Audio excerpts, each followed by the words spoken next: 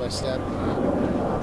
The process of doing what we do and try to continue to lay the foundation and the ground before what we are in defense is a continuing process. So just so happens we're playing an outstanding offense and with some great football players this weekend. So it's part of the process, and it's going to be a good opportunity for us to see where we're at. You're very well versed in their scheme and what they like to do.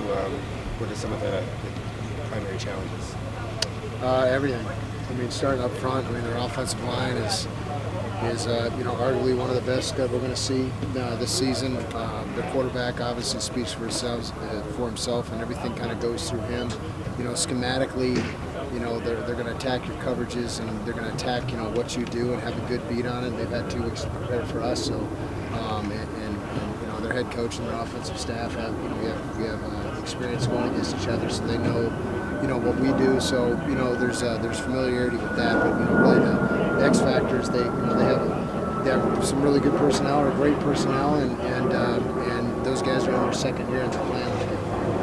What about the ability to impact the quarterback in a game like this? How important is it, and what do you think about the ability to impact that? Yeah, every game I think it starts with that, especially at this day and age. We gauge ourselves defensively, first and foremost by yards per play. Okay, so I know kind of the old school approach, or the age-old approach to playing good defense is stopping the run, getting people to third down, and then being able to maybe get exotic and pressure them and do those things. But this is an offense that is third down and every down, and but they have the ability to run the football. This running back is the best that I've seen in the last 2 years. Number 0, and they got Jones from last year, but he's the best that I've seen in the last 2 years in this league. He's big, he's physical, he has great feet. When you combine that with the best quarterback, or arguably the best quarterback in the country, and there's not much better skill. They can be a pretty dynamic formula for offense. So we're going to have our hands full. How do you balance the guys getting a feel for everything Caleb can do while also trying to coach them to still just do your job, don't do too much to try to contain him? Yeah, well, ultimately at the end of the day, it's all about us. That's what we really got to get our guys to understand, is we're not going to change a fundamental or a technique or change the way we play a coverage. We do what we do, and when you try to get too creative or too quote unquote cutting edge, then what you do is you start you sacrifice like the fundamentals, the tackling, the technique, the block protection, the pursuing the football, the cup. All those things. So when you start getting too out of the ordinary, then you start getting away from what are things that are really going to help you grow and develop into the unit that you want to be. And you have I think 6 sacks against Fresno. That's normally going to come with some turnovers that are generated. How much of that's just luck? How much of it is guys maybe like having confidence to attack situations, or what do you make of that? Well, one, they're really well coached offenses, and when you have just disciplined programs that have established cultures. You look at Southern Utah; they're in their second year. They knew who they were playing. They played it close to the vest.